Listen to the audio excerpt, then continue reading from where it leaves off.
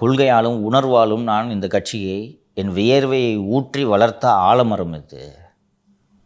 ஒவ்வொருத்தருக்கும் பணத்தை கொடுத்து தான் கொண்டு போய் இப்போ இன்றைக்கி அவங்க கூட வச்சுருக்கிறாங்க.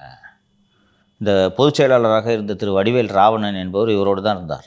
அவருக்கு ஒரு செகண்ட் ஹேண்டில் இன்னோவா கார் 17 லட்ச ரூபாய்க்கு ஒன்று வாங்கி கொடுத்த உடனே அவர் அங்கே போய் அன்புமணி ஐயா வாழ்க அப்படின்ட்டு அவர் கத்திட்டு. அதான் ஐயா சொல்கிறார் சார், புது காராவது வாங்கி தந்துருக்கலாம். புது காரை மிஸ் பண்ணிட்டாரு. கூடுதலாக நேற்றைய ப்ரெஸ் மீட்டில் சொன்னது அன்புமணியோட மாமனார் கிருஷ்ணசாமி, சௌமியாவோட அப்பா கிருஷ்ணசாமி, அவர் தமிழ்நாடு காங்கிரஸ் கமிட்டியோட முன்னாள் தலைவர். அவர்கிட்ட சொன்னேன். அவரோட பையன் இப்போது எம்பியாக இருக்கிறார் என்று நினைக்கிறேன், விஷ்ணு பிரசாத். அவர்கிட்ட சொன்னேன், வாங்க பேசலாம் என்று சொன்னேன். இருவருமே அது தொடர்பாக எதுவும் பேசவில்லை. அன்புமணிக்கிட்ட நான் பேசுறதுக்கு தயாராக தான் இருந்தேன். ஆனால் தைலாபுரத்துக்கு வந்துட்டு அவங்க அம்மா மட்டும் பார்த்துக்கிட்டு அவர் பாட்டுக்கு திரும்பி போகிறாரு. இப்போதும் உங்கள் முன்னிலையில் நான் செயல் தலைவராக இருக்கிறேன், செயல்படுகிறேன், சாதாரண தொண்டனாக இருக்கிறேன் என்று சொன்னால் இந்த பிரச்சனை முடிவுக்கு வந்துடும்.